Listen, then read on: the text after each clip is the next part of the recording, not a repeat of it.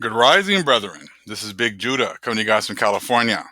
Before I begin, give all praises to the Most High, Yahweh. Acknowledgement to the earthly mother, who is wisdom, who is the Holy Spirit. Acknowledgement to Yahweh Shai. I pray that the Most High blesses this lesson this evening, gives more knowledge and understanding of the events of the past, in order to understand the events that are currently happening on the earth, so we get a much better understanding of things that are soon to come on the earth. We're going to take a quick look here at comets and what they mean when they show up. So perfect timing because we're looking for what is it, the 1998 comet to pass by here in the next day or so. We have them talking about that new movie Greenland, talking about comets falling and destroying, America.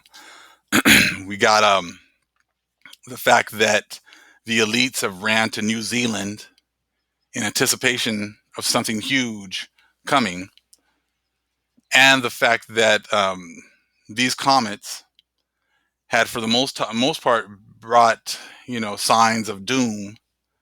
But you're going to see when all of a sudden a certain group of people got into power, and they switched the fact that comets didn't mean bad things were coming. We're going to go back into the Book of Miracles that I showed right here a little bit on the last video, and we're going to read a little bit out of the Book of Miracles. Okay. Many of these signs and wonders were showing up on the three parts over there in Europe, Asia, and Africa. But they hide a lot of that information. But this book has a lot of that right here. So the pages of the Book of Miracles contains a great many comets, together with an illustrated treatise on comets produced around 1587.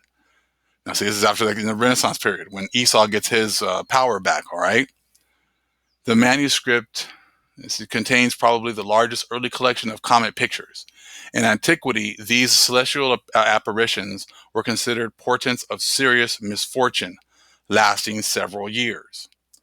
So I like that, in antiquity. So pretty much before Esau and the Gentiles, the people who were actually logging a lot of these things knew that these things in the sky were negative omens that were coming. All right. And these things actually showed up in art for our people in the Florentine Codex as well.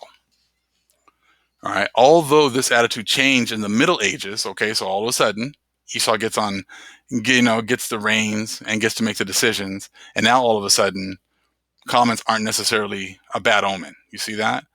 And just like many things that they have, they've changed and bastardized and flipped backwards, and just like black and white, just with the the meanings of them in 1828 and how they differ from today. Let's see here. So again, although this attitude changed in the Middle Ages when comets were viewed in a positive light as messengers from God, Reformation-minded humanists subsequently returned to the gloomy interpretation of comets as bringers of bad luck. Now we know that we got comets coming in right now, and these comets coming in definitely are going to mean doom and gloom for certain people. Might mean a release for others, but destruction for many. For many. All right, let's skip on down. The manuscript originally contained further comet pictures as revealed by one of the sheets, later detached from the manuscript, which shows a blazing ball of light and an unsheathed sword accompanied by many tongues of flame and swords. I talked about that in another video. In this endeavor to visualize the comets in a variety of different ways, the artists have drawn not only upon earlier, somewhat schematic woodcuts, some of which appeared in Lycosthenes' book, is surrounded by flames, while that in the year of 1173 takes the form of a fiery shaft of light. All right, and we're going to take a look at a comet that showed up over Rome right here in this next one. I didn't take the picture of what it says. I'm just going to read it for you guys right here. Okay. So let me see here. 1184. Okay. In the year AD 1184, or in fact 684, a comet appeared for 3 months. This was followed by such heavy rain, storms, wind, and thunder as had never been heard before. And this element acted as if it wanted to destroy the city of Rome completely. And a great many livestock died in terrible ways. Okay, let me see here. And people died from the lightning in the sky they saw. So it kind of fitting, because right now we have the video I just put up right now about the rancher talking about the death of all these livestock, and now we have the comet showing up, that they've named after 1998, when they had those movies that came out of Deep Impact and Armageddon.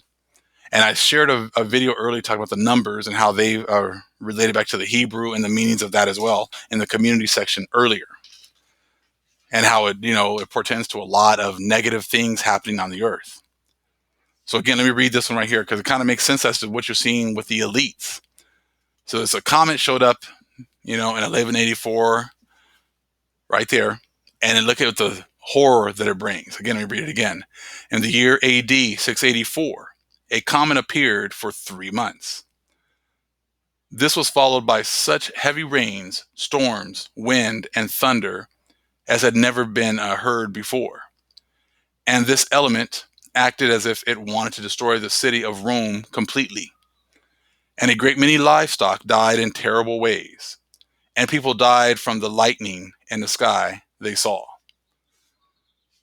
And I'm not sure, I'm almost positive that it was this comet that showed up, or there's another one that showed up right when the first case of CV showed up. And it's kind of named the same kind of a number as the CV. You guys can put that information in the comment section. But we've got these multiple comets that are showing up, and that are showing, they're going to be perihelion really soon. We've got this one that's supposed to be showing up and passing by tomorrow. We got we have all these people on lockdown. We have now the food supply being attacked.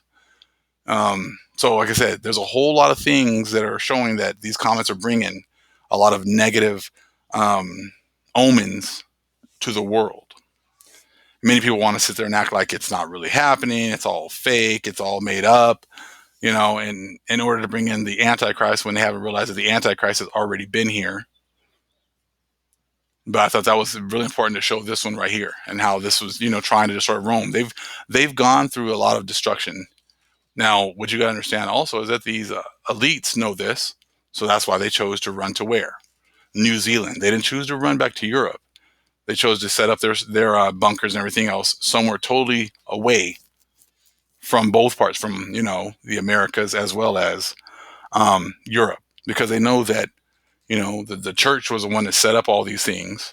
All the nations have been confederate against the Hebrews, and now judgment is coming for the world. So they're trying to separate themselves from where the vast majority of this destruction is going to be at, and get themselves as far away from this as possible. Next, natural catastrophes. In a number of illustrations, comets appear in conjunction with devastating natural disasters, and these make up another category of prodigious events represented in the Book of Miracles. Direct sources for them cannot, however, always be clearly identified. The events of the folio, let's see here, probably taken from the Chronicle of Franck, and relate to an earthquake that destroyed the Temple of Jerusalem in AD 367. Such an event is described by the Syrian theologian Theodore of Cyrus, I think that's what it says, 393 to 468, and Book 3 of the Historia Ecclesiastica, a volume devoted to the history of the early Christian church under the Roman Emperor Julian. According to Theodoret, the pages, Julian ordered the Christian basilica built by Constantine the Great to be demolished, and the heathen temple to be erected in its place.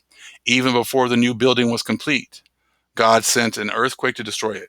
Underlying this literary account is a historical event that took place at AD 365, namely an earthquake in the Mediterranean that caused the destruction of Alexandria and a devastating tidal wave in Asia Minor.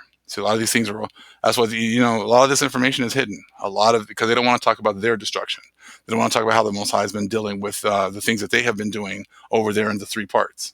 That's why they push everything being destroyed over here and like them not getting touched. The Most High has been touching them for a very long time. Okay? So there's been natural catastrophes that have been following these comets, even over in the three parts. So there's your picture of it right here. And what happened here in 367? There's a picture right there. I think it's supposed to be. I'll read it right now. So you get your chance to kind of check out the picture, and then let's go right here. 367 at the bottom there. In the year AD 367, and the second year after the reign of the Emperor Valentinian, an earthquake struck that was felt across the whole world, and the temple in Jerusalem collapsed. And on the next day, fire fell upon it from the sky and destroyed its iron and stone. And the sea completely flooded the city of Nicaea, and many people were slain by hail or drowned. And this spread right across the province of Asia. So like I said, the Most High has been dealing with the Gentiles, dealing with the heathen, and putting in work on them for a very long time. And these other people, especially these elites, know that. So that's why they're not running back to these lands. They're running away as far as they can from America and the three parts. They're trying to get away from the predominant four parts as far as they could possibly can. So I always say, don't look at what they say, look at what they're doing. So again, there's a picture right there. So once I took it down in many ways: earthquake, fire from the sky, and water. He was making sure that he wiped this place clean. So a lot of times when things are happening, I said they're going to try to hide it, just like they're hiding things now. Who's to say that a lot of these animals aren't just dying on their own? Just because they say it's happening a certain way, that doesn't necessarily mean that's the way that these animals are dying. And the Most High is making the conditions in order for these animals to be taken out, in order for a food shortage to come on this place. So right here. Some believe comets to be astronomical entities. Others affirmed their meteorological nature. Until the 16th century, so the 1500s, when Esau takes over, comets were usually considered bad omens of deaths of kings or noblemen, or coming catastrophes, or even interpreted as attacks by heavenly beings against terrestrial inhabitants. So I'm going to go with this, because this seems to be exactly what has been happening over time, that these comets bring, negative effects on the earth, catastrophes, deaths of kings or noblemen, and that's a lot of these noblemen know this, and that's why they're running. That's why they're hiding. These people that have been out in these high positions, they know that these comets bring an ill omen, and showing you that the Most High is not happy with what's been happening, not been happy with what's happening with the land. And when you kind of go back over there into Israel, if it's the lands that the Most High has given us, even over there, and they've been going through it and bastardizing it, putting up their temples, defiling the land, and the Most High destroyed their buildings over there. What do you think He's going to do over here with the Most High's chosen land that's over here? And we got comets coming over. We got all these bad omens already happening. You can already see from December, when they said they found those first comets, look from December to today. Look at all the things that are going on right now. All the death and destruction, bad weather. And these are just a lot of the signs.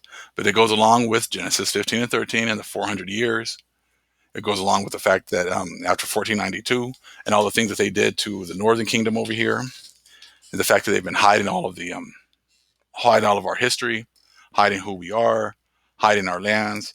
We knew, I'm reading another book that I think a sister sent me, called I don't even have it next to me, but some of the things that I'm reading about right now is just this. Here it is. It's just absolutely disgusting. The Delectable Negro. I'm going to get into that also. The book is called The Delectable Negro. If you guys haven't read that one, whew, man, There's a whole lot of things that are going to need to be paid for, and that's what the Most High is moving into, the whole payment process right now. They've delayed their judgment long enough. The Most High has delayed it, and now the Most High is, coming to collect. And a lot of these comments that you see are the signs that the Most High is on His way. All praises to the Most High Yahweh. Acknowledgement to the earthly mother, who is wisdom, who is the Holy Spirit. Acknowledgement to Yahweh Shai. Shalom.